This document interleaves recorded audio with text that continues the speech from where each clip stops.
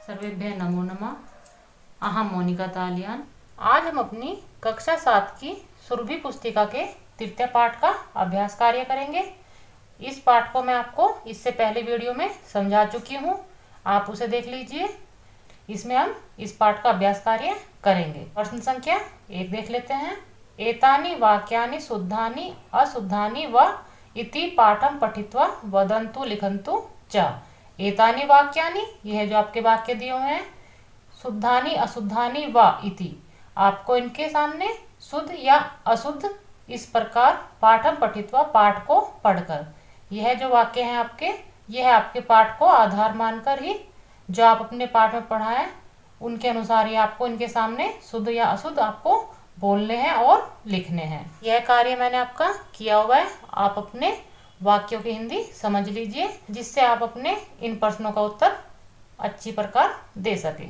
वृक्षाः अस्माकं जीवनस्य आधारः सन्ति। वृक्षाः, वृक्ष अस्माकं जीवनस्य, हमारे जीवन के आधारः सन्ति, आधार है। वृक्ष हमारे जीवन के आधार है। यह वाक्य आपका शुद्धम शुद्ध है। वृक्षाः भूमे उद्भवन्ति, वृक्ष भूमि में उत्पन्न होते हैं। यह वाक्य आपका शुद्धम शुद्ध है। वृक्षाः अपि भोजनं कुर्वन्ति, वृक्ष भी आपके भोजन करते हैं। यह वाक्य आपका शुद्धम शुद्ध है। सर्वे वृक्षाः फलानि यच्छन्ति, सभी वृक्ष फल देते हैं। यह आपके पाठ में नहीं है, आपके पाठ में है कि कुछ वृक्ष आपके फल देते हैं, कुछ वृक्ष आपके फूल देते हैं, तो यह वाक्य आपका अशुद्ध हो जाता है। तो आप यहाँ पर लिख दीजिए अशुद्धम। वृक्षाः अपि जायन्ते वर्धन्ते म्रियते च, वृक्ष भी जन्म लेते हैं, बढ़ते हैं और मरते हैं। यह वाक्य आपका शुद्ध है। वृक्षाः अस्माभिः रक्षणीयाः भवन्ति, वृक्षाः वृक्ष अस्माभिः हमारे द्वारा रक्षणीय रक्षा करने योग्य होते हैं, वृक्ष हमारे द्वारा रक्षणीय होते हैं। यह वाक्य आपका शुद्धम शुद्ध है। प्रश्न संख्या 2 देख लेते हैं। मंजूषायाः चित्वा वदन्तु लिखन्तु च, वृक्षाः अस्माभ्यां किम किम यच्छन्ति। मंजूषाया, यह जो आपका हेल्प बॉक्स दिया हुआ है, यह आपकी मंजूषा है। इसमें से आपको अपने इन वाक्यों में पद चुन चुन कर लिखने हैं और बोलने हैं कि वृक्ष हमारे लिए क्या क्या देते हैं।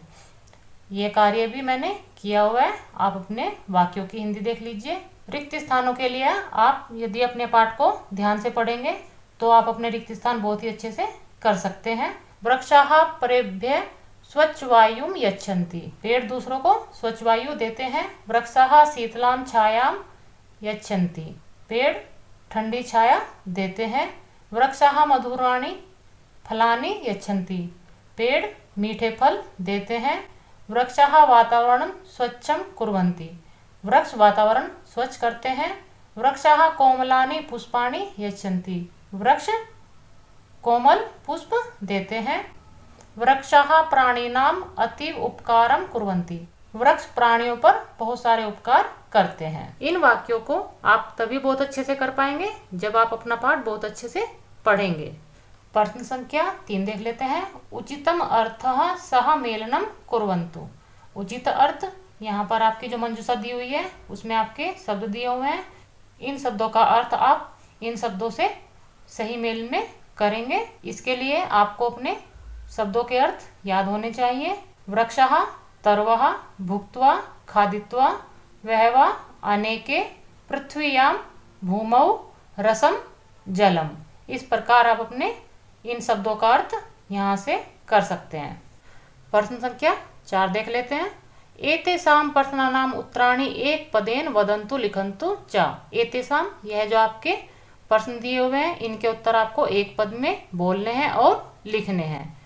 वृक्षाः कस्याः उद्भवन्ति, वृक्ष कहाँ पर होते हैं। इसका उत्तर आप जानते ही हैं क्योंकि आप अपना पाठ बहुत अच्छे से पढ़ चुके हैं। तो वृक्ष कहाँ पर होते हैं, भूमि में, उसके लिए आप लिख दीजिए भूमि। शाखाः कस्मात् उद्भवन्ति, परकांडात्, परकांडात् आपके तनों पे। पुष्पाणि कुत्र भवन्ति, फूल कहाँ होते हैं। पुष्पाणि के बारे में, फूलों के बारे में आप जानते ही हैं कि आपकी जो छोटी छोटी शाखाएं होती हैं उन पर आपके फूल होते हैं। तो आपका उत्तर बनेगा पर शाखासु। मूलानि भूमे किम गृहं कुर्वन्ति, जड़ें भूमि से क्या ग्रहण करती हैं? रसम पादपः कई जलम पिबंती। पादपः जो पौधे होते हैं वे किसके द्वारा जल पीते हैं? तो इसका उत्तर बनेगा आपका पाद ही, पैरों से, क्योंकि पौधों के पैर उनकी जड़ों को कहा गया है और जड़ों से ही वह अपना भोजन ग्रहण करते हैं। तो इसका उत्तर बनेगा आपका पादई। प्रश्न संख्या 5 देख लेते हैं। एतेषां प्रश्नानाम उत्तराणि पूर्ण वाक्येन लिखन्तु। एतेषां जो ये आपके प्रश्नानाम प्रश्न है, यह जो आपके प्रश्न है इनके उत्तर आपको पूर्ण वाक्य में लिखने हैं। अभी तक आपने जो प्रश्न संख्या 4 में एक पद में ही उत्तर दिया है, लेकिन अब आपको पूर्ण वाक्य जिस प्रकार मैंने आपके किए हुए हैं इस प्रकार ही आपको पूर्ण वाक्य में उत्तर देने हैं। वृक्षाः कथम जीवन्ति। वृक्ष कैसे जीवित हो रहते हैं? वृक्षाः अपि अस्मान् इव भुक्त्वा पीत्वा च जीवन्ति। वृक्षाः अपि वृक्ष भी अस्मान् हमारे, इव माने समान, हमारे ही समान, भुक्त्वा खाकर, पीत्वा च और पीकर जीवित रहते हैं। वृक्षाः पादपः किमर्थम कथ्यन्ते। वृक्षों को पादपः पौधे किस लिए कहते हैं? वृक्षाः पादै पिबन्ति अतएव पादपः कथ्यन्ते। वृक्ष पैरों से ही पीते हैं इसलिए पादपः कहे जाते हैं। वृक्षाः कथम फलन्ति। वृक्ष कैसे फलीभूत होते हैं? वृक्षाः भूमि रसम गृहीत्वा अन्येभ्यः अव्ययेभ्यः यच्छन्ति येन एते फलन्ति। वृक्षाः भूमि, पेड़ भूमि से रसम गृहीत्वा रस ग्रहण करके, यहाँ पर रस से अर्थ है आपका भोजन, भोजन ग्रहण करके, अन्येभ्यः अव्ययेभ्यः अन्य अपनी शाखाओं को यच्छन्ति देकर, येन इसके द्वारा, एते यह सभी फलीभूत होते हैं, फलते फूलते हैं। वृक्षाः कथम प्राणिना इव आचरन्ति। वृक्ष कैसे प्राणियों के जैसे आचरण करते हैं? वृक्षाः जायन्ते वर्धन्ते म्रियन्ते च अतएव प्राणिना इव आचरन्ति। वृक्ष पैदा होते हैं, बढ़ते हैं और मरते हैं, इस प्रकार वे प्राणी के जैसा आचरण करते हैं। वृक्षाः कथम प्राणिनाम उपकारम कुर्वन्ति। वृक्ष किस प्रकार प्राणियों पर उपकार करते हैं? वृक्षाः पत्रैः पुष्पैः फलैः छायाः वल्कलैः काष्ठैः च सदैव प्राणिनां उपकारं कुर्वन्ति। वृक्ष पत्तों से, फूलों से, फल से, छाया से, छाल से और काष्ठा का अर्थ है लकड़ी से सदैव प्राणियों पर उपकार करते हैं। प्रश्न संख्या 6 देख लेते हैं। स्थूल पदम आधृत्य प्रश्न निर्माणम कुर्वन्तु।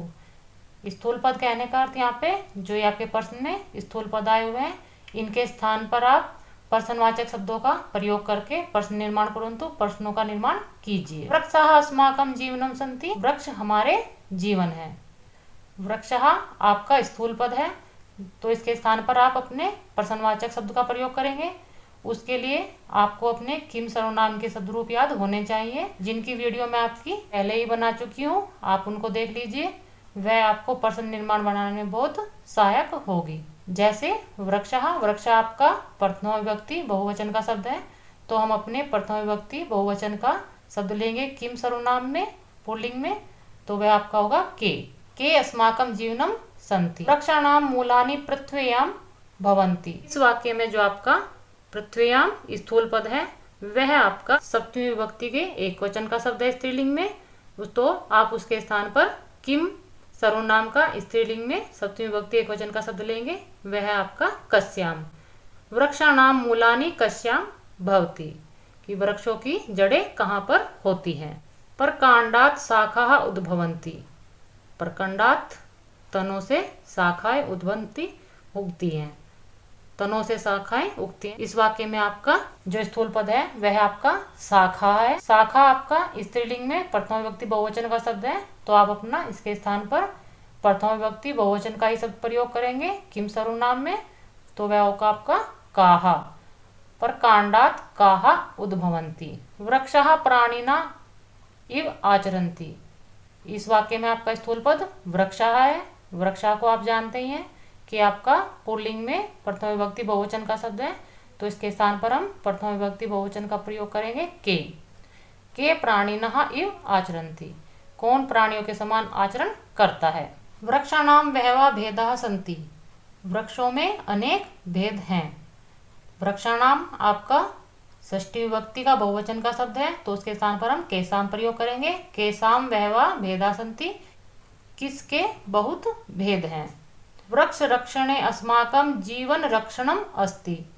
यहाँ पर आपका स्थूल पद वृक्ष रक्षणे, जो आपका स्थूल पद है वह आपका विभक्ति एक वचन का है, तो उसके स्थान पर आप कस्मिन प्रयोग करेंगे। कस्मिन अस्माकं जीवन रक्षणम अस्ति। इनको सीखने के लिए आपको किम सर्वनाम के शब्दरूप याद होने चाहिए, तभी आप अपने प्रश्न निर्माण को बहुत अच्छे से कर सकते हैं। प्रश्न संख्या 7 देख लीजिए। उदाहरण अनुसारम निम्नलिखित पदानाम वर्णान पृथक कृत्वा लिखन्तु। उदाहरण अनुसार जो आपके 2 उदाहरण दिए हुए हैं, इनके अनुसार आपको अपने यह जो आपके पद दिए हुए हैं इनमें वर्णों को पृथक करके लिखना है। यह कार्य मैंने आपका किया हुआ है। इसको अच्छे से समझने के लिए आप चैनल में वर्णमाला और वर्ण विच्छेद की वीडियो देख लीजिए, उससे आप इसको करना बहुत ही आसानी से सीख जाएंगे। बहुत ही जल्द मैं आपके पाठों के प्रश्नों की वीडियो ला रही हूँ, जिससे आप अपने पाठों के प्रश्न बहुत ही आसानी से याद कर लेंगे। वह वीडियो आप मेरे चैनल पर प्रश्नोत्तरी के नाम से मिलेगी। उसके लिए आप मेरे चैनल को सब्सक्राइब कर लीजिए और अपनी प्रश्नोत्तरी के माध्यम से अपने पाठों को तैयार करें। इनको करने के बाद मैं अंत में आपके लिए 2 प्रश्न पत्र की भी वीडियो बनाऊंगी, जिन्हें आप अपनी प्रश्नोत्तरी के माध्यम से तैयारी करके प्रश्न पत्रों को बहुत ही आसानी से हल कर सकेंगे। मूल्यात्मक प्रश्न यह आपको स्वयं ही करने होते हैं। आप इसकी हिंदी देख लीजिए, जिससे आप आराम से इनको कर सकें। भवन्तः आपठन् यत् वृक्षाः सदैव प्राणिनां उपकारं कुर्वन्ति। भवन्तः आपठन्, आपने पढ़ा है कि वृक्ष हमेशा प्राणियों पर उपकार करते हैं। एतेषां वृक्षे एव अस्माकं जीवनस्य रक्षणम्, इनकी रक्षा में ही हमारे जीवन की रक्षा है। अतः भवन्तः वृक्षाणां रक्षणाय किम किम कुर्वन्ति। अतः इसलिए भवन्तः आप सभी वृक्षाणां वृक्षों की रक्षणाय रक्षा के लिए किम किम कुर्वन्ति क्या क्या करते हैं। आप वृक्षों की रक्षा के लिए क्या क्या करते हैं, यह आपको मूल्यात्मक प्रश्न में करना है। गतिविधि प्रश्न। स्व स्वगृहे एकस्य पादपस्य आरोपणं कुर्वन्ति। अपने अपने घर में आप एक पौधा लगाइए। वृक्षाः अस्मभ्यं यान् पदार्थान् यच्छन्ति पुस्तिकायां तेषां नामानि लिखित्वा संग्रहं कुर्वन्तु। वृक्ष जो हमारे लिए पदार्थों यानी कि जो वृक्ष जो हमें प्रदान करते हैं उनको आप पुस्तिका में उनके नाम लिखिए और उनको इकट्ठा कीजिए। यहाँ पर आपका पाठ 2 समाप्त हो जाता है। इस पाठ की व्याकरण और आपकी प्रश्नोत्तरी के वीडियो बहुत जल्द लेके आएंगे। मिलते हैं आपको अगली वीडियो में। सर्वेभ्यः नमो नमः।